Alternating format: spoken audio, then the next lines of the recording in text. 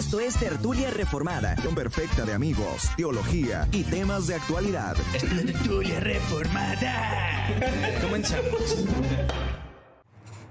Bienvenidos a Tertulia Reformada. Después de un periodo de descanso de un año. Estamos grabando, güey. estamos de vuelta con un poco menos de equipo. Pero pues vamos a estar aquí platicándoles un poco acerca de una dinámica que está muy interesante bueno, yo me la encontré en Twitter, de hecho. Hablaba de 4 teólogos que te hubieran influenciado. Primero que nada, estamos aquí Charlie, Anaíes y su servidor Azael Contreras. No estamos completos, pero estamos los que estamos. Entonces, vamos a estar hablando de 4 teólogos que hayan influenciado mucho nuestra teología, nuestra manera de pensar acerca del cristianismo, acerca del mundo en realidad, nuestra cosmovisión. Y pues queremos recomendarlos a ustedes o queremos comentarlos un poco acerca de ellos. Entonces vamos a estar comentando uno cada quien y pues vamos a ir así armando un programita. Entonces, ¿ustedes quieren comentar algo para iniciar? Cuídense, bro. No, pues, una vez más, estamos aquí, Tertulia Reformada. Estamos aquí, pues, tratando de hacer lo posible, ¿verdad? Con los recursos que tenemos, así que espero salga chido. Va. No, pues, se siente bien regresar, ¿verdad? Volver a las pláticas entre amigos, nosotros siempre acostumbramos a hacer esto, solamente que ya no habíamos grabado, ¿verdad? Pero si ahí los que nos están escuchando, gracias por su apoyo, sigan compartiendo y pues aquí estamos al pendiente de cualquier cosa. Excelente. Entonces pues vamos a comenzar. Vamos a comenzar uno cada quien y yo comienzo. Y bueno, uno de los teólogos que me ha influenciado más desde que yo comencé a leer de teología, que fue aproximadamente hace 7 u 8 años. Bueno, toda mi vida he sido educado en la iglesia y me sabía las cosas de la Biblia y todo eso, ¿no? Pero cuando empecé seriamente a estudiar la Biblia, los libros que comenzaba a leer siempre me apuntaban hacia una base, ¿no? Siempre todos tenían como referencia a un teólogo antiguo, muy reconocido, que pues sienta las bases para el pensamiento occidental, incluso, que es San Agustín de Hipona, y ha sido uno de los teólogos que más me ha influenciado. San Agustín pues tiene obras muy conocidas como son sus confesiones, como es su Ciudad de Dios, como es algunos escritos sobre la Trinidad, algunas cartas, algunas como unos pequeños catecismos que tienen también. Son magníficos. Obviamente Agustín, siendo un hombre de su tiempo, tiene algunos sesgos, algunas inclinaciones hacia cierto tipo de filosofía, que un poco más tardío en mi peregrinaje teológico me fui distanciando de ellos. Pero aún así sigue habiendo mucha influencia de San Agustín en mi teología, en especial con todo lo que tiene que ver respecto al alma, al alma, a la ¿cómo podemos decir? A las cuestiones del libre albedrío, todas esas cuestiones del libre albedrío. En San Agustín, pues, hay mucha influencia de él en los teólogos contemporáneos, y la verdad es que yo también he sido muy influenciado por Agustín en este aspecto. Les recomiendo mucho, vayan a leer a Agustín. Hay muchas, si se les hace tedioso, hay muchos videos sobre él en YouTube y en las redes sociales. Todos hablan de San Agustín porque es un hombre muy influyente, no solamente para el cristianismo, sino para toda la civilización occidental, como les decía. Y pues Agustín de Hipona. ¿Ustedes lo han leído alguna vez? Sí. Claro que sí. Ya dijeron que sí los dos. Brother, excelente. Está bien apasionante, brother, sus versos, brother. A ver, Anaías, ¿tú cuál es tu primer teólogo? Brother, bueno, yo pensaba decir, brother, decir Arceus por el primero, pero creo que a Leonard Ravenhill, ¿o cómo se dice? Ravenhill. Sí. Bueno, el hermano Ravenhill. Bueno, el hermano sabemos que creo que era arminiano, el hermano, tenía más esa onda, ¿no? Pero en lo personal creo que me influenció en la cuestión de devocional. O sea, el hermano creo que tenía una devoción que no todos los teólogos tienen hoy en día, y eso creo que fue lo que a mí me impactó, ¿no? Su vida era muy disciplinada. De hecho, siempre mencionaba a Wesley bastante. Y lo mismo le gustaba de Wesley, ¿no? Y siempre hablaba de la vida de Wesley, cómo él también era en ese sentido disciplinado y en todos los ámbitos de su vida. Entonces yo considero que el hermano a mí me influenció bastante en ese sentido, en cuanto a la vida de oración. Él decía, ¿cómo decía esa frase que decía? Ningún hombre es más grande que su vida de oración. Y hablaba mucho acerca de eso. De hecho, escribió un libro que se llama ¿Por qué no llega el avivamiento? ¿Verdad? Y hay otro que yo creo que es de él, pero es anónimo el libro, se llama El Cristiano de Rodillas, pero en lo personal creo que ese libro es de él. Entonces, en ese sentido yo creo que a mí me influenció bastante en cuanto a la oración, en cuanto a la devoción y a la pasión que él tenía, ¿no? Por la palabra de Dios, por Dios mismo. Y otro de ellos, pues, que de hecho era el mentor de él, es Tozer. No tanto él, pero pues indirectamente, ¿verdad? Pero bueno, sí, creo que eso es. Ravenhill, ok. Ravenhill pueden también encontrar sus sermones en YouTube, pueden encontrar algunos estudios sobre él. Y ese libro de ¿Por qué no llega el avivamiento? Es un muy buen libro. Muy bien. Tozer, ¿tú, Charlie? Primero. Bueno, a mí me ha impactado mucho Juan Calvino. Bueno, creo que a muchos les ha impactado Juan Calvino. A los que quizás no se apegan mucho a su postura, a sus doctrinas, vaya, aún así les apasiona a muchos, como que su pasión por la palabra de Dios, su gran entendimiento que tenía, ¿no? Creo que tenía 27 años, ¿no? Cuando hizo la primera institución. La primera edición. La primera edición de institución. La primera vez que tuve contacto con Juan Calvino fue a través de unos predicadores que ahorita vamos a nombrar. Y comencé a leer cómo debe vivir el cristiano. ¿Te acuerdas que es como que es una parte de su institución? Sí, el librito de oro. El libro de oro de la vida del cristiano, algo así. Me impactó mucho eso. Entonces, cuando comenzó todo este boom de la teología reformada y todo, pues bueno, me vi obligado a leer, ¿no? Leer sobre él, más que nada su forma de ver la predestinación y la doble predestinación y todas esas cosas que me influenciaron mucho en mí. Y también algo que me sorprendió fue la edad, ¿no? Que él empezó a tener todo ese entendimiento de la palabra de Dios que dije yo, wow, o sea, realmente, o sea, yo no había visto a alguien, yo no había leído a alguien de una edad así relativa, o sea, joven, que impactara tanto a una sociedad, o sea, a una Ginebra, ¿verdad? Más adelante, que impactara en estos tiempos. Entonces también lo que me gustaba mucho es, como decía Asael, cómo él veía a San Agustín y cómo él veía la patrística, ¿no? Que muchas veces lo atacan, que dice que le sacan de contexto a la patrística a él, ¿verdad? Pero bueno, el chiste es cómo él llevaba eso. Y ya ahorita, pues en este tiempo, me he dado la oportunidad de ver cómo él veía la oración, ¿verdad? Del Padre Nuestro, cómo él veía otras doctrinas en la institución. Entonces, y él me impactó mucho en mi tiempo de la universidad, para compartir de hecho el evangelio. Muy bien, qué interesante. Juan Calvino, pues obviamente es una gran autoridad en el aspecto de la teología, sobre todo en la teología sistemática, como los principios, ¿no? Los primeros destellos de teología sistemática en el mundo. Y pues sí, su institución de la religión cristiana es su opus magnum. Si alguien quiere ir a revisarla, pues que busquen sus comentarios, brother. Sus comentarios son muy buenos también. A mí me gusta mucho el comentario de Hebreos, la verdad. Sí. Es un muy buen comentario de Calvino. Obviamente, pues, como siempre, con críticos, seamos críticos siempre a leer todo lo que leamos. Bueno, como mi segunda opción, yo puse bueno, cuando yo empecé a leer lo primero que leí de un libro cristiano, el primer libro cristiano que leí en mi vida por mi propia voluntad fue uno de R.C. Sproul, que fue Escogidos por Dios, ¿no? Y en primera instancia no me gustó nada, me enojó mucho porque lo que decía ahí pues era contrario a la manera en la que yo veía el cristianismo y la vida en realidad, pero no, ya poco después fui aceptando ese tipo de pensamiento. Y uno de los teólogos que en aquellos momentos y todavía actualmente sonaban mucho en las redes sociales, es un hombre que se llama John Piper. John Piper ha tenido un ministerio de muchos años, estuvo pastoreando una sola iglesia durante 40 años, que es Bethlehem Baptist Church. No sé dónde está, la verdad, está en Estados Unidos, obviamente. Pero, bueno, Piper tiene una teología que se enfoca en lo que él llama el hedonismo cristiano, ¿no? Que de hecho lo basa en el catecismo de Westminster, el primer artículo, la primera pregunta del catecismo que dice cuál es el fin principal del hombre, y Piper el catecismo dice, el fin principal del hombre es glorificar a Dios al disfrutar de él para siempre, y disfrutar de él, y gozar de él para siempre, es que está en inglés, ¿verdad? Enjoy.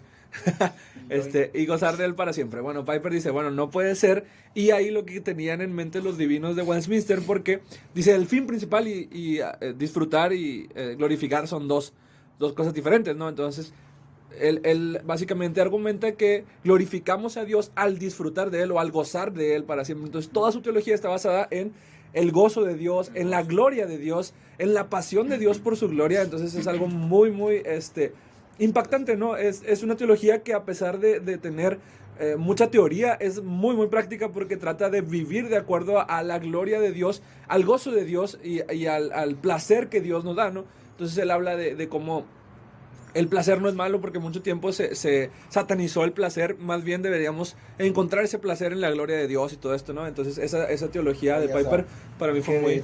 de hecho, por esa palabra decir hedonismo, fue atacado. Ajá, sí, por sus amigos. Fue atacado porque como que ellos pensaban que este men estaba agarrando como que toda la idea del hedonismo, cuando no entendían que era un concepto de Piper solamente, ¿no? Entonces también fue muy atacado, me acuerdo. Sí, el hedonismo, pues alguna doctrina filosófica que tiene que ver con el placer, ¿no? El placer como finalidad. Bueno, Piper lo usa más bien como el placer para llegar a Dios. Entonces el placer es medio, no es fin. Entonces, pues sí, Piper, bueno, si a alguien le interesa leer alguno de sus libros, le recomiendo en específico. En español se llama Sed de Dios, en inglés se llama Desiring God, deseando a Dios. Es su libro más, su libro más grande hasta ahorita, más importante. Está a punto de salir, o creo que ya salió un nuevo libro que se va a llamar Providencia, que es otro tema que a él le apasiona mucho, ¿no? La providencia de Dios. Es un autor calvinista, y pues tiene mucho celo por la verdad y por la palabra de Dios. Entonces no es algo que podamos despreciar nada más porque sí. Ese de las misiones, todo tiene que ver con la pasión de Dios por su gloria y las misiones, aquella cosa, ¿no? Cuando no desea a Dios, cuando no se disipan las tinieblas, todos esos libros son muy buenos, pero básicamente, siendo sinceros, todos sus libros o toda su teología se desprende de lo que él escribió en Sed de Dios, o en Desiring God, que es en inglés, ¿verdad? Entonces, John Piper, sermones están en YouTube, manotea mucho, hace muchos gestos con la mano, así como yo. Entonces... Devocionales en YouTube. Devocionales, tiene un podcast que se llama Pregúntale al Pastor John, le hacen preguntas y él responde. Pues sí, muy recomendado, muy, muy buen teólogo. Muy bien, Anaías, siguiente. R.C. Sproul, brother. No, bueno, en lo personal, igual, vengo otra vez aquí. R.C. Sproul influenció mucho mi vida porque su manera de explicar, o sea, no sé, a mí me gustaba mucho su manera de explicar, tan sencilla, tan precisa, tan, ¿cómo puedo decirle, brother? Tan humilde, o no sé cómo decir, bueno, esa es la palabra sencilla, ¿no? Entonces, en lo personal creo que él me enseñó mucho acerca de la sustitución. Recuerdo mucho un ejemplo que él daba acerca de poner a Hitler en un lado y poner a Cristo en el otro, sí. ¿Verdad? Hablando acerca precisamente de la justicia, ¿no? De la justificación por la fe. Él era un teólogo porque hace 2 años, ¿no? 2, 3 años que falleció. Sí, 4 años. 4. Él se enfocaba mucho en ese tema, hablaba mucho acerca de Lutero, de Juan Calvino, era presbiteriano, si mal no recuerdo. Sí, era reformado. Sí, era reformado. Entonces, él se centraba mucho en esas cuestiones, y también me gustaba mucho la manera en la que las parábolas, hay sermones en YouTube, los puedes encontrar acerca de las parábolas, cómo te explicaba las parábolas de una manera, pues, correcta, ¿no? Entonces, cuando hablaba acerca de Jesús, su pasión por Jesús, creo que era distinta, y lo digo en este sentido porque, por ejemplo, él tiene un libro que se llama Todos somos teólogos, ¿verdad? Que es como una introducción a la teología. Este libro básicamente, él dice, cualquier persona, o sea, cualquier cristiano que se meta o que tenga un estudio serio de las Escrituras está haciendo teología, ¿verdad? Está estudiando teología. Y él tenía este concepto, y es verdad que hoy en día a lo mejor tenemos de que no, es que eso, la letra mata, no estudies teología, yo qué sé, ¿verdad? Eso no es bueno, no estudies tanto. Entonces, este bro decía, en realidad cualquiera que se meta seriamente a estudiar las Escrituras, a estudiar a Dios, está estudiando teología, ¿verdad? Y le daba, también me gustaba mucho la cuestión de él de la etimología de las palabras, como cada concepto te daba el significado, y del griego. Entonces tenía mucho sentido, claro, no se iba al extremo, ¿verdad? Pero tenía mucho sentido sus sermones. Entonces, personalmente, un libro también que impactó más que nada en los videos, ¿verdad? En mi vida, es acerca de la santidad de Dios, ¿verdad? Buenísimo. Yo realmente no había leído el libro hasta hace poquito, hasta hace un año creo que lo leí, y está buenísimo.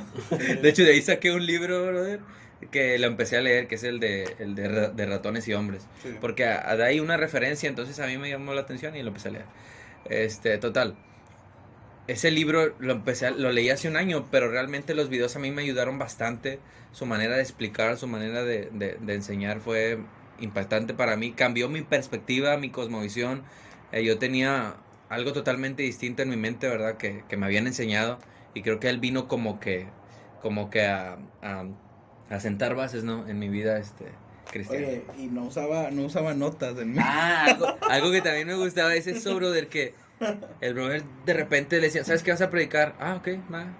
O sea, agarraba su Biblia y enseñaba como si se hubiera preparado, o sea, algo bien interesante eso, estaba bien chido. Entonces, estoy seguro que hay más cosas que de él que tengo, pero no sé, ahorita como que no se me viene a la mente, pero bueno. Sacó un libro, creo que fue de los últimos, estamos unidos en verdad, juntos en verdad, ¿te acuerdas? Sí, estamos realmente unidos. Sí. Estamos realmente unidos de, como que hablando del catolicismo romano. Creo que ese fue el último que yo leí de él. Y de la teología reformada. ¿Qué es la teología reformada? Esos libros. Tiene una pequeña serie de qué es la oración, qué es la Trinidad, que están gratis en Kindle, en Amazon. Si ustedes van y los buscan, los pueden descargar gratuitamente. Son muy buenos libros, tienen 40 hojas, 30 hojas, o sea, son pequeños libros. Y pues te da un poco, sí da una explicación clara y sencilla para las doctrinas fundamentales y profundas de la iglesia. Eso es importante, ¿no? Porque pues generalmente un libro de teología sistemática es intimidante, es una cosota enorme y que tiene términos bien raros. Bueno, Sproul era un genio para poder explicarte eso de la manera más sencilla posible. Pues sí, una gran influencia para todos, yo creo, los que comenzamos a estudiar teología de 10 años para acá, a leer sobre teología de 10 años para acá. Sí. R.C. Sproul. Robert Charles Sproul murió hace un poco de tiempo, sí. El ministerio que él fundó sigue en pie y sigue participando en muchas cosas. Ligonier se llama, sí. También lo pueden buscar su aplicación en la App Store o en la Google Play Store, ¿no? ¿Cómo se llama? Muy bien. Charlie. Bueno, el segundo, que la verdad tengo poco leyéndolo, pero me ha impactado mucho, es Raúl Saldívar, un hispano.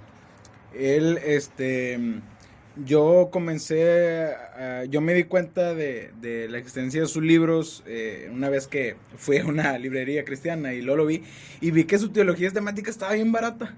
Y dije, véngase para acá, decía, es que desde una perspectiva latinoamericana. Dije, esto está chido. Lo compré y me impactó bastante. Leí unos temas que estaba estudiando, me impactaron mucho. Después seguí investigando y me topé con el que se llama El rostro hispano de Jesús. Ese me impactó bastante porque me dio otra perspectiva acerca de los inmigrantes. Y eso como que te hizo me abrió más el corazón, ¿no? Como que más empatía, más una forma de ver, de una forma más como Jesús, ¿no? Creo yo, como Jesús lo vería. ¿Por qué? Porque, o sea, muchos como que decían, es que se está muy a favor de la teología de la liberación. Y realmente en su teología sistemática le hace una crítica a la teología de la liberación y hace ver en qué está bien y en qué está mal, ¿no? Pero él sí es una voz de autoridad para el mundo hispano, sobre todo en Estados Unidos, porque él en su libro El rostro hispano de Jesús habla de las injusticias que se le hacen, de los americanos, y en ese libro hace colaboración con otros hermanos, ¿verdad? Y también hay otro libro que me gustó mucho de él que se llama El Apocalipticismo. Y habla de cómo la iglesia siempre ve el apocalipsis como algo temeroso, pero que te llama la atención y quieres, ¿no? Consumirlo. Y es lo que la gente pregunta, ¿no? ¿A quién no le ha preguntado, oye, ¿y cómo es el apocalipsis? Gente inclusive que no es creyente, ¿no? ¿Qué es el fin del mundo, no? Entonces él empieza, de hecho le hace una crítica al dispensacionalismo extremo, ¿verdad? Como el dejados atrás y cosas así muy raras. Y él dice, ¿sabes qué? No es así. Y hay una parte de ese libro que me gusta mucho que dice, yo fui de la generación que decían los pastores, yo no soy estudiado, yo soy del vulgo, ¿verdad? Pero el Señor me revela y dice, gracias a Dios que esa generación ya se está acabando. Entonces es un muy buen teólogo, se lo recomiendo. Sobre todo es El rostro hispano de Jesús, de verdad, cómprenlo, chéquenlo, está excelente. Y ese sería mi segundo. Bueno. Sí, Saldívar latinoamericano, uno de los de los más influyentes latinoamericanos. Obviamente su teología no es tan conservadora como a mí me gustaría, entonces hay que leerlo con ojos críticos, ¿no? Todo hay que leerlo con ojos críticos. Pues bueno, el tercero que yo tengo en mi lista es un señor viejito que ya se murió, que se llamó Louis Berkhof. Louis Berkhof fue, bueno, a mí me encanta leer, me gusta mucho leer, es algo de lo que más me gusta en la vida, mayores placeres en la vida. Y cuando pues yo empecé con esto de estudiar estudiar de autodidacta la teología, me compré su teología sistemática, ¿no? Estaba barata, no estaba tan cara, y pues comprendía muchos temas y la leí completa. Es el primer libro de teología sistemática que leí completa. Y la verdad es que durante los siguientes 3 años después de ese momento, toda mi doctrina casi toda mi doctrina estuvo en acorde con la de Berkhof. Todo excepto el bautismo. Todo excepto el bautismo de infantes, sí. Tengo algunas respuestas para eso, por eso es que me pude quedar en mi punto todavía en cuanto a eso, pero en todas estas cuestiones pues empecé a cambiar mi forma de ver el mundo. De hecho, él fue el que me acercó al presuposicionalismo, que es una... Bueno, después lo comentaremos, ¿no? Pero pues él empieza su teología sistemática diciendo que la existencia de Dios es la gran presuposición de la teología. No hay necesidad de mostrarte que Dios existe. De hecho, empieza criticando los argumentos clásicos para la existencia de Dios y mostrando cómo ellos fallan para mostrar que Dios existe verdaderamente. Entonces, pues él empieza a hablar de esto y a mí me llamaba mucho la atención, ¿no? En ese momento fue como que, ok, eso tiene mucho sentido. Y poco a poco me fui metiendo un poco más en lo que él hablaba. Su explicación del teísmo clásico es muy buena, muy sencilla también, pero es muy buena. Su exposición de la escatología, aunque también ahí en su escatología tiene ahí algunas cositas que no estoy completamente de acuerdo, aunque es amilenial y yo también. Es idealista, historicista, no, idealista, preterista, pero sí. Entonces, muy buena su teología, muy recomendado si estás iniciando, si tienes poco tiempo, si quieres aprender un poco más. Berkhof siempre es una guía, siempre es un punto de apoyo en el avance de la teología, y puedes estar confiado de que no te va a presentar ninguna postura explícitamente herética, ¿no? Más bien deberíamos tener siempre cuidado con lo que leemos, siempre ser críticos. En ese aspecto del presuposicionalismo, por ejemplo, yo lo compré todo, o sea, yo sí me fui de lleno con el presuposicionalismo, y un poco más tarde, eso ahorita les voy a comentar qué me causó, pero, pues hasta ahorita Berkhof sí ha sido uno de mis tops. Hasta ahorita llevo a Agustín, Piper y Berkhof. Muy bien, vas a ellas. ¿Cuál sigue? Es muy barata. Es barata, te cuesta como 500 pesos, 600 pesos. Verdad, sí. Sí, 600 pesos mexicanos, $30. Iba a mencionar a ¿cómo se llama? A Paul Washer, pero creo que mejor digo primero Lutero. No, porque creo que vale la pena considerarlo, ¿no? Más porque Charlie también Pablo lo tenía Lavadora. aquí. Pablo. Bueno, Martín Lutero, ¿verdad? Ustedes yo creo que ya saben quién es Martín Lutero, qué hizo Martín Lutero, ¿no? El Halloween. Bien mal, ¿verdad? El calor. Entonces, todos estamos relacionados de alguna manera con Martín Lutero, ¿verdad? Pero ¿qué es lo que puedo decir que Martín Lutero me dejó a mí? Pues yo creo que su valentía, su valor, porque realmente Martín Lutero, muchas veces pensamos eso, es que Martín Lutero dividió la iglesia, ¿verdad? Yo creo que Martín Lutero realmente no quería dividir la iglesia, ¿verdad? O sea, él llamó a un debate serio, ¿verdad? Vamos a arreglar estas cuestiones, que aquí se quede, ¿no? Y lo hacemos, ¿no? Pero, pues ustedes saben todo lo que sucedió, entonces, yo creo que Martín Lutero para mí es un hombre, pues, que fue muy valiente, que hay una, ¿cómo se llama? Una oración que creo que está ahí, lo puedes buscar en internet. No estoy seguro no me acuerdo de cómo es, pero una de las palabras que él dice, oh Dios, ayúdame, ¿verdad? Es cuando es cuando lo llaman ante la dieta de Worms, y si lo dije bien, ¿verdad? Para que compareciera, ¿no? Para que se retractara. está cautiva de la palabra. No, bueno, eso es lo que dice ahí, ¿verdad? Yo hablo de la oración. Que me ayude, amén. Sí. Entonces, para que se retractara, entonces el brother, ¿sabes qué? Denme tiempo, y le dan el tiempo, se lo conceden, y el brother va, y en ese momento es cuando está ahí orando, ¿no? Y está bien interesante su oración.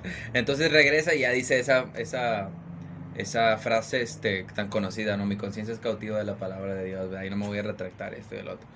Entonces, también me agrada mucho que el brother en tan poquito tiempo haya traducido el Nuevo Testamento, ¿no? Del griego alemán, ¿verdad? Alemán. Entonces, eso también se me hace muy interesante. Creo que era un hombre muy apasionado. De hecho, todos los hombres que he mencionado hasta ahorita, creo que todos me llaman la atención, o me ha llamado la atención su pasión, su seriedad.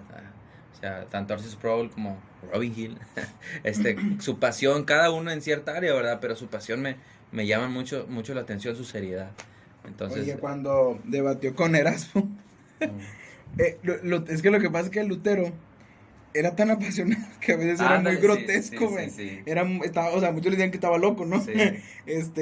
Con Erasmo, Erasmo, estúpido, idiota, o sea, todas esas cosas, ¿no? Que les empezó a escribir. De hecho, una de las cosas que menciona Arthur Sproul de él es que el brother estaba loco, o sea, la demencia de Lutero, ¿no? O sea, el brother estaba tan loco que cuando él era monje, o sea, que iba y se confesaba, y apenas se acaba de confesar y ya regresó. Espérame, se me olvidó que decía Núñez, dice, creo que se me olvidó un pecado, ¿verdad? Déjame, o sea, estaba tan loco en ese sentido, como que su conciencia, no sé si puedo decirlo así, su conciencia tan aguda, no sé cómo decirlo, brother. Entonces, eso es algo bien interesante, porque eso creo que le ayudó a entender el evangelio. Es precisamente que eso lo hace a orillarlo al evangelio, ¿verdad? Que es cuando entiende el versículo de Romanos 1:17, ¿no? Que no me avergüence el evangelio porque es poder de Dios, ¿no? Que en el evangelio se revela la justicia de Dios de fe y para fe, ¿no? Entonces, es algo bien interesante de él. Y también chequen ahorita que dijimos de Arthur Sproul, chequen esas predicaciones de él, esas enseñanzas, está chido. Pues bueno. Lutero estaba un poco trastornado. Sí, bueno, hay más bien Sproul habla de Lutero en cuanto a su locura, pero como esa locura era una pasión, se tradujo en pasión por la justicia de Dios, por la verdad de Dios, por la escritura de Dios, la palabra de Dios. Entonces, pues sí, Lutero fue muy influyente en la iglesia. Pero fíjate, si hablamos de Lutero, no podemos olvidar tampoco a su esposa. ¿Cómo se llama? Catalina. También fue una gran mujer. Sí. Que ahí después también chequen sobre ella cuando invitaba a los amigos de Lutero a cenar, y muy interesante. Chequenla. Sí, hay una anécdota muy interesante de su debate con Zwinglio, ¿no? Cuando debatieron sobre la Eucaristía, sobre la Santa Cena. Obviamente Zwinglio tenía una postura simbólica. Él decía, no, la cena del Señor solamente es símbolo del sacrificio de Cristo, solamente nos recuerda el sacrificio de Cristo, solamente es recordatorio. Memorial es la palabra, memorial. Y Lutero pues se enojó y rayó con la mesa de madera con un cuchillo, no sé qué, una navaja, y puso Hoc est corpus meum, este es mi cuerpo, y luego volteó a la mesa y se fue y le dijo, jamás vamos a poder, tú eres un hereje, así que muy extremo, ¿no? Muy extremo en sus planteamientos. Un poco más después en su avance, cuando fue a predicar a los judíos y los judíos lo rechazaron, pues se volvió totalmente en contra de los judíos, ¿no? Sí, aunque en aquellos tiempos, en la Edad Media, todos eran antisemitas porque los judíos habían sido los que crucificaron a Cristo. Entonces toda Europa tenía una tendencia antijudía, ¿no? Entonces, pues sí, es un hombre de sus tiempos, obviamente no está bien, no lo estamos excusando, pero comprendemos por qué más bien llega a ese tipo de conclusiones. Está mal, está completamente mal, claro. Así de entrada. Sí. Pero bueno, entonces, siguiente, Charlie. Siguiente, John Owen. Lo que me impactó de él fue su perspectiva sobre la tentación y el pecado.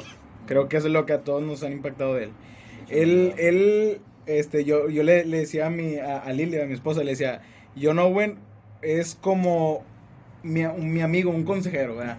Porque así lo veía en serio, cuando estaba en la facultad yo empezaba a leer mucho de él sobre eso. ¿Y por qué? Pues porque la facultad es otro mundo, ¿no? O sea, se ve demasiado la inmoralidad y cosas así. Entonces dije, a ver, déjame checo un poquito al Owen, ¿no? Entonces lo empecé a checar y me impactaba mucho cómo, o sea, se me hacía muy balanceado su forma de ver las cosas, la verdad. O sea, como decía la pasión, ¿sí? Pero algo que hacía el Owen es que, acuérdate que un chaval de práctica, pero la teología también un alto nivel, la verdad. O sea, y es fecha que yo puedo seguir leyendo a Owen y no me aburro. También otra obra que me impactó mucho de él es sobre Vida en su muerte, la expresión limitada. Es algo que me cambió mucha perspectiva sobre él, ¿no? Ya había leído, bueno, cuando leí la doctrina de la gracia y todo así, entonces él como que me vino a aclarar ciertas cosas, ciertos puntos, ¿verdad? Que todavía no me quedaban claros, Vida en su muerte.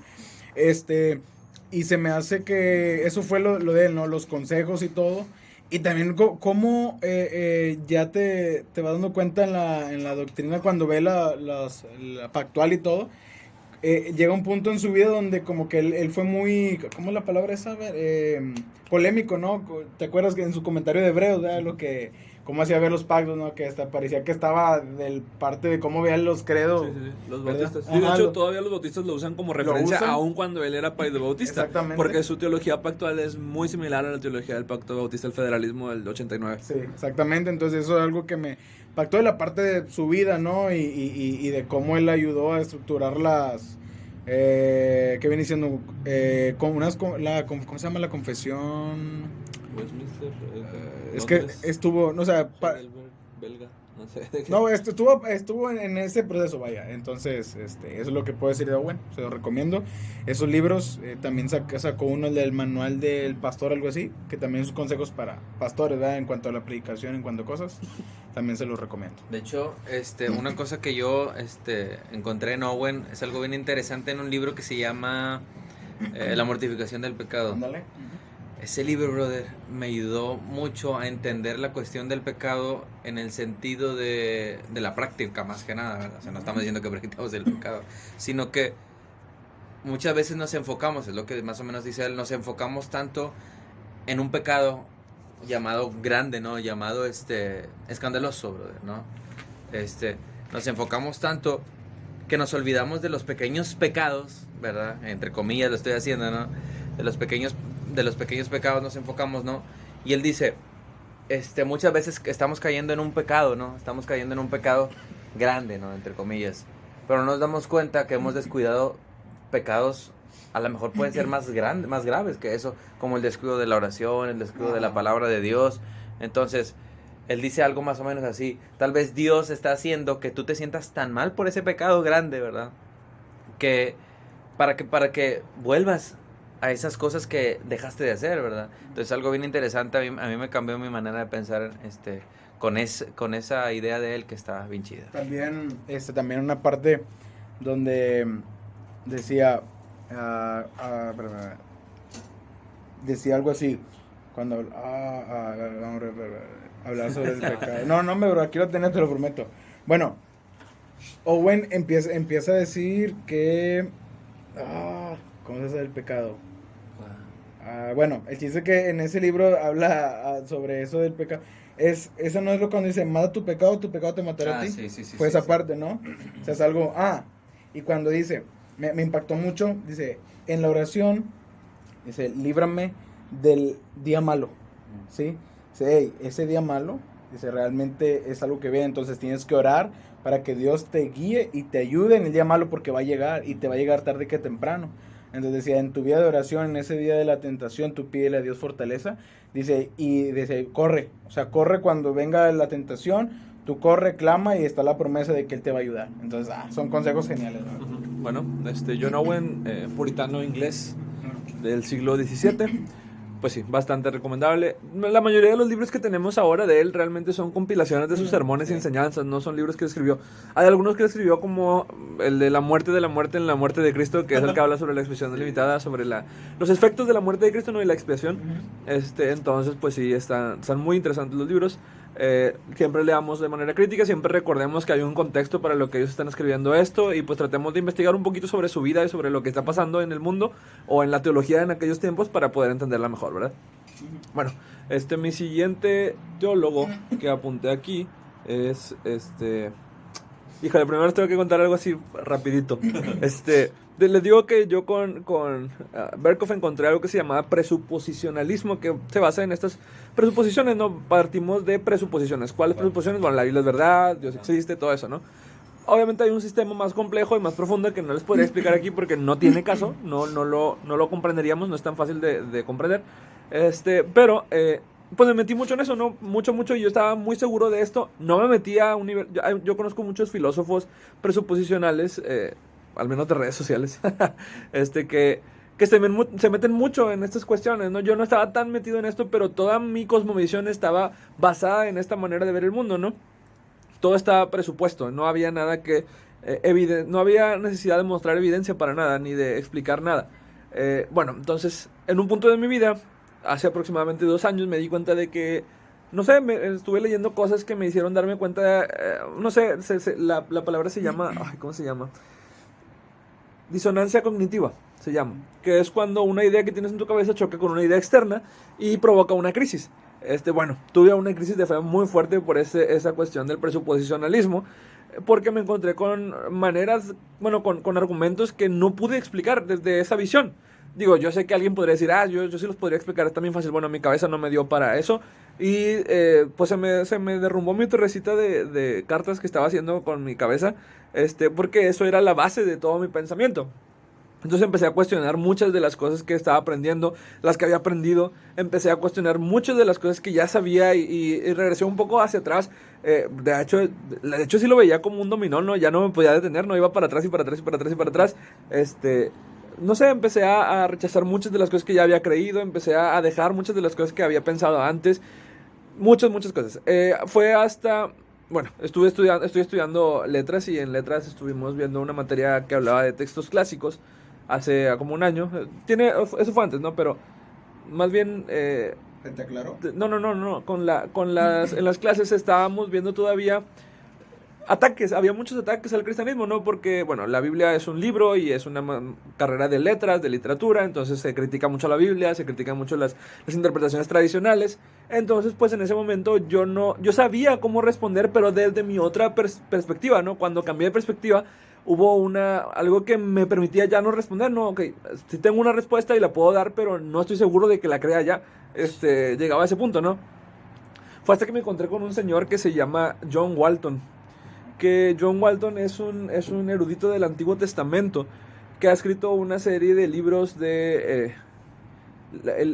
sobre, bueno, más bien sus planteamientos tienen que ver con el Antiguo Cercano Oriente y el Antiguo Testamento, ¿no? ¿Qué es el Antiguo Cercano Oriente? Son todas las civilizaciones antiguas que están rodeando al desarrollo del Antiguo Testamento, al pueblo de Israel, que son los sumerios, los babilonios, los egipcios, los ugaritas, todos ellos, ¿no? Todos ellos tienen una mitología, ellos te explican el mundo de una manera diferente. Entonces, pues, lo que Walton plantea es que los israelitas tomaron mucho o abrevaron mucho en esas fuentes para desarrollar la teología. Básicamente lo que él plantea es que el Génesis y después todo el Antiguo Testamento es una manera en la que ellos explican cómo es Dios el que está ordenando el mundo y no los dioses de los sumerios y de los babilonios y de los de estos. No, ustedes dicen que su Dios hace esto, no, realmente es Yahvé el que lo hace, no, es Jehová. Entonces, desde esta perspectiva me aclaró muchísimos puntos, me aclaró muchísimas, o sea, me dio una base después de mucho tiempo de poder detenerme y decir, ok, otra vez estoy caminando hacia ese punto desde aquí. Hace aproximadamente 2 años, ¿qué es hoy? Hoy es 2021, sí, 2 años, un poquito más de 2 años que leí el primer libro de Walton, que fue El mundo perdido de Génesis 1, que habla de Génesis 1, ¿verdad? De la creación. Después tiene uno que se llama El mundo perdido de Génesis 2, de Génesis 6, del diluvio, de la Torá, de la conquista de Israel, todo esto. En específico hay un libro muy bueno de él que se llama El Antiguo Cercano Oriente y el Antiguo Testamento, que es donde él explica básicamente todo esto que les estoy comentando, ¿no? Es un poco más avanzada la lectura, pero a este momento de mi vida ha sido uno de los teólogos que más ha influenciado el cambio de perspectiva que he tenido. Y pues realmente ha sido maravilloso. No es un antagonista del cristianismo, no es alguien que ataca a las interpretaciones tradicionales, más bien es alguien que explica la verdadera intención de los escritores originales y los receptores originales de las cartas, ¿no? de los libros, sobre todo de la Torá y de los profetas y de los escritos, ¿no? del Tanaj. Entonces, John Walton lo pueden buscar, hay algunas de sus lectures, ¿cómo se llaman? De sus clases en internet, porque él es profesor es un doctor de la Universidad de Wheaton College, y pues por ahí más o menos se pueden encontrar a John Walton. Pues sí. En Amazon con Kerigma, ¿no? Bueno, Kerigma tradujo 2 de sus libros hasta ahorita, que es el mundo perdido de Génesis 1 y el mundo perdido de Génesis de Adán y Eva. El mundo perdido de Adán y Eva. Son libros muy interesantes, muy buenos y bastante recomendables para tener una perspectiva fresca de lo que es la influencia del Antiguo Cercano Oriente en el Antiguo Testamento. John Walton se llama. Anaías, último ya, ¿va? Sí, no, es el último. 2. No, faltan 2, nos faltan 2. Dale. Bueno, el siguiente creo que es Paul Washer. Paul Washer a mí me ayudó mucho en la cuestión del evangelio, ¿no? Y es otro que también tiene mucha pasión, tiene mucha seriedad. Entonces yo creo que principalmente es eso para mí, le di, gracias a él yo creo que yo le di una seriedad al evangelio. Claro, me fui al extremo, ¿verdad? Pero ahora ya volví un poquito. Sí, vuelvo ahí, pero bueno, yo creo que muchos están familiarizados con Paul Washer precisamente por el sermón de, ¿cómo se llama este sermón? de los Sermón de la jóvenes. juventud. Sí, el de la juventud, el Sermón impactante. a la juventud. Donde los apunta, ¿no? ¿De qué estás? ¿De qué te No sé ríes? por qué aplauden, estoy hablando de ustedes. Estoy hablando de ti, ¿verdad? Esos Entonces, stickers. el Paul Washer sí me hizo entender bastante el evangelio. Es uno de los que, como R.C. Sproul también, que me explicó las doctrinas fundamentales, ¿no? Entonces, no sé qué puedo decir de él. Puedo decir, es eso, ¿verdad? Vayan y vean sus sermones en YouTube. Sí, está lleno ahí en YouTube. De hecho, bueno, Búscalo. tiene 3 libros que es una serie sobre el evangelio, sí. pero esa serie sobre el evangelio está basada en sermones que él predicó. Entonces es más fácil, si no tienen tanto tiempo para Mejor leer, los vayan sermones. y vean los sermones en YouTube. Y están buenos. Y sí, son muy buenos sermones. Sobre todo esos que tienen que ver con el evangelio. Creo que ya, contigo. Ok, mi otro pastor, vaya, es el famoso John MacArthur. Que ahorita es muy polémico, ¿verdad? Pero bueno. Siempre. Siempre. Yo sinceramente ya tengo mucho tiempo en escuchar sus predicaciones, pero pues sí influenció en algún momento de mi vida, sobre todo cuando comencé a leer la lectura reformada, ¿no? Entonces me di cuenta, me topé con un bautista que adoptaba doctrinas reformadas, ¿verdad? Y bueno, él me aclaró muchos puntos, me ayudó mucho en sus comentarios. La verdad sí me gustaron sus comentarios, el de Romanos, todos esos comentarios que la verdad sí me ayudaron. ¿Y qué puedo decir? Pues todos sus sermones me impactaron también en su momento y pues también me ayudaron a entender también un poquito mejor el evangelio. Muy bien. John MacArthur, bueno, sí. Actualmente tengo muy poco en común con él, pero hubo un tiempo en el que leí todos los libros que pude de él. Sobre todo uno que yo creo que es el único que deberías leer. Más bien, o sea, si lees ese libro, lees todos los demás libros. Es el Evangelio según Jesucristo. Ya tampoco estoy del todo de acuerdo con su Evangelio del Señorío. Tengo una postura diferente ahora. Pero pues es un buen libro para iniciar en la teología, para iniciar en entender lo que es realmente el Evangelio y las doctrinas que están alrededor del Evangelio, que son importantes también y que a veces se engloban dentro del concepto también. Muy bien. Por último, yo voy a poner aquí a un australiano, que se llama Michael Birth. No es tan conocido o no es tan sonado él. Es un académico también, igual que Walton, es profesor del Ridley College. Es maestro del Nuevo Testamento, creo que es, o teología sistemática, algo así. Y pues en este peregrinaje teológico, en este cambio de perspectiva, pues también puse en duda las doctrinas calvinistas que había tanto tiempo afirmado. Durante 5 años estuve afirmando estas doctrinas hasta que las puse en duda hace 2 y medio. Sí, 5 y medio, 2 y medio. Y pues, más bien, Bird vino a dar un poco de frescura a estas doctrinas. Él también es reformado, aunque parece un poco más amiraldiano, más de 4 puntos. Que pues me acerco también un poquito más hacia eso. Y sus posturas son muy equilibradas, son muy balanceadas. Es una persona que tiene un alto concepto de la palabra de Dios sin meterse en las cuestiones fundamentalistas que se ven mucho en Estados Unidos. Tiene posturas políticas y sociales muy interesantes que comulgan mucho con mi manera de ver el mundo, con mi pensamiento un poco anticonservador. No progre, sino anticonservador. Entonces, pues Michael Bird ha sido uno de estos teólogos que actualmente me están influenciando muchísimo. Actualmente, pues lo veo como una base, como una... ¿Autoridad? Sí, no sé cómo llamarlo. Sale como una base, como un apoyo en este nuevo avance, esta apertura a nuevos aspectos de la teología o a nuevas perspectivas teológicas. Y pues en específico, el primer libro que leí de él se llama El Hijo Eterno de Dios, y que era una refutación a los argumentos adopcionistas, ¿no? De que Jesús fue un hijo adoptado. Por cierto, él da mucho énfasis a la cristología antigua y por eso a la patrística, ¿sí? Por ende a la patrística.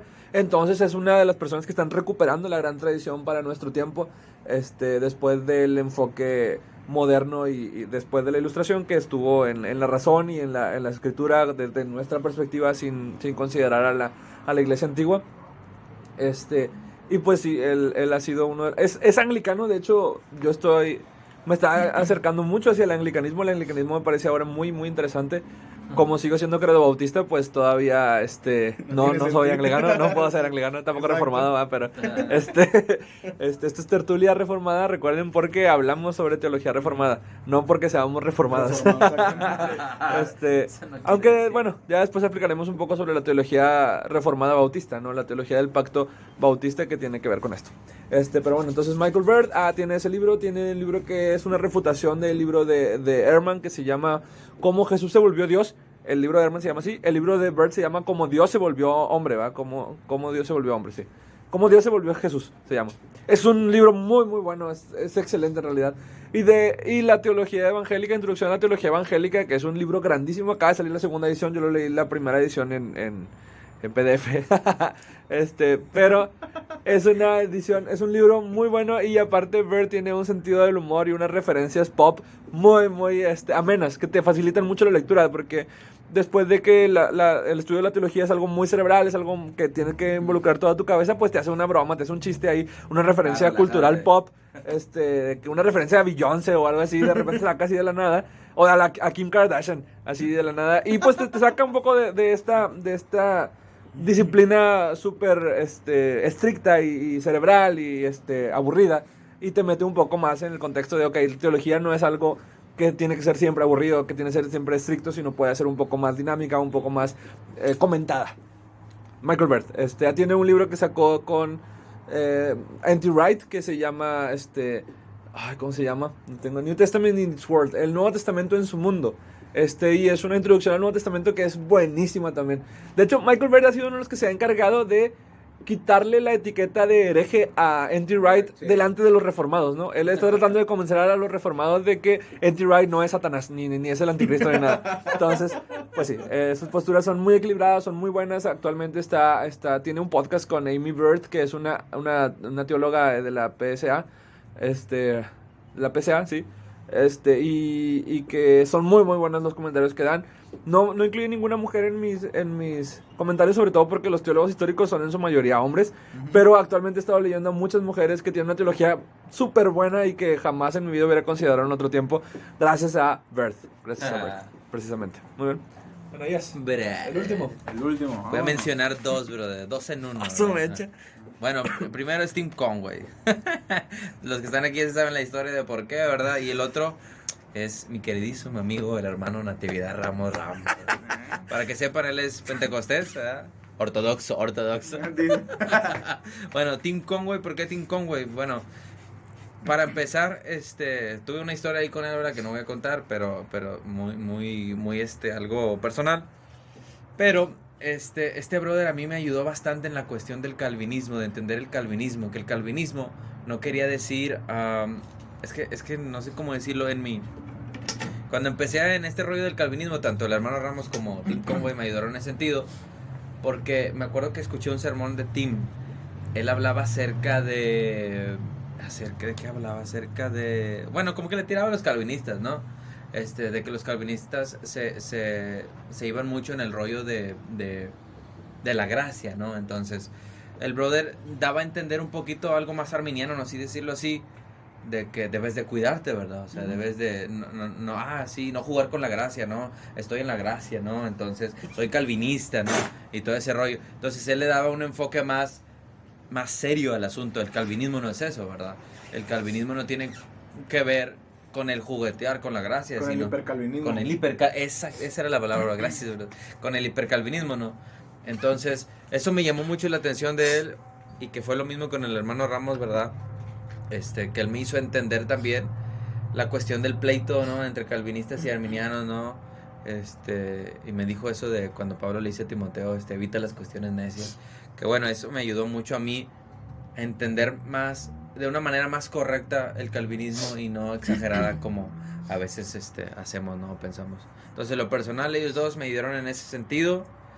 Y pues bueno, ¿qué puedo decir? Ninguno de los dos tiene libros, pero sus sermones están en YouTube. Así es. Tim Conway es pastor de la Grace Community Church San Antonio. San Antonio. Y hermano Ramos. Se llama Iglesia El Camino de la Fe, aquí en Monterrey. San Monterrey, Nicolás. Nuevo León. San Nicolás, Nuevo León. México. Bueno, sí, ahí los pueden buscar en YouTube. En lo particular nunca he escuchado al hermano Ramos, pero alguna vez lo escucharé. Esperemos que pronto. Muy bien, Charlie, el último. David Wilkerson. Se me olvidó. David Wilkerson. Él era pentecostés, ya falleció también hace unos añitos. Él me impactó demasiado su reverencia. Esa sería la palabra, su reverencia y su balance. En cuanto el Espíritu Santo, sobre todo porque era pentecostés, ¿no? Como el pentecostalismo a veces le da esa gran énfasis al Espíritu Santo, ¿no? Sí. Y olvida las dos personas de la Trinidad. Entonces, un sermón que impactó mi vida fue el llamado a la angustia. Sí, se lo recomiendo. Entonces, él también le da una seriedad a lo que viene siendo el evangelismo, el evangelio, y te hace ver cómo... te hace que la iglesia se mueva. O sea, tienes que moverte. O sea, pídele a Dios que te haga sentir ese peso, ¿verdad? Por el alma, en pocas palabras. Él fue un hombre que también, Dios lo usó para evangelizar al famoso Nicky Cruz, ¿verdad? Al Nicky. Y fue su vida de obediencia y su reverencia, la verdad, me impactó, y es fecha que yo sigo hablando de él y puedo ver sus sermones sin ningún problema. La verdad, él tiene pocos libros, creo que el de él hizo La Cruz y el Puñal. La Cruz y el Puñal, está el de Exhorta a la Iglesia, La Visión. ¿Qué otro libro tiene? Hay uno que se llama Tenemos Hambre de Cristo, algo así. Tiene varios. Sí, entonces, llamado a la angustia lo recomiendo, y la verdad que léanlo, escúchenlo y les va a edificar bastante. David Wilkerson, sí, uno de este movimiento de santidad de después de los años 50 en Estados Unidos, sobre todo, pues sí, muy influyente. Muy bien, pues ya estamos terminando entonces. Esto es para regresar un poco light, unos 5 de los teólogos que más nos han influenciado en nuestra manera de ver el mundo, en nuestra manera de ver el cristianismo, en nuestra teología, etcétera, ¿no? Teólogos o pastores o predicadores, no necesariamente teólogos. Les recomendamos que si tienen ganas de checar, pueden preguntarnos si no entendieron bien el nombre o las obras, o pueden preguntar si necesitan alguna referencia, y ustedes también pueden comentarnos ahí alguien que les gustaría que habláramos de él, alguno de los que hablamos a lo mejor aquí, o alguno de los que ustedes tienen en mente. Podemos platicar acerca de su teología, de su doctrina, de su manera de ver, su cosmovisión, digámoslo así. Y pues bueno, entonces, ¿algo más que aclarar para terminar? Pues no, yo creo que me da gusto volver, ¿verdad? Ojalá y ya después podamos volver más de nosotros, porque ahorita pues nomás estamos nosotros 3. Entonces espero que esto les edifique. A lo mejor no es algo muy estructurado, ¿verdad? Pero tratamos de hacerlo así, ¿no? Algo, pues una tertulia, ¿no? Una tertulia, exactamente. Sí, vamos a tratar de hacer ya todos los temas más amenos que antes. Vamos a regresar con temas quizás no tan repetitivos, ¿verdad? Más adelante se van a dar cuenta, y gracias por su apoyo, y compartan, por favor. Muy bien, sí, tal vez sean un poco más espaciadas los capítulos de esta segunda temporada de Tertulia Reformada, tercera temporada de Tertulia Reformada, pero pues recibimos cualquier recomendación, cualquier comentario, cualquier crítica es bien aceptada. Entonces, ahí están nuestras redes sociales, en Facebook, en YouTube y en Instagram como Tertulia Reformada. Y pues cualquier duda, pregunta, comentario, aclaración, chiste que quieran hacer, ahí lo pueden mandar también. Entonces, muchas gracias por escucharnos y nos vemos a la próxima. Bye. Eso fue Tertulia Reformada. Síguenos en nuestras redes sociales y no te pierdas nuestro episodio semanal, Tertulia Reformada.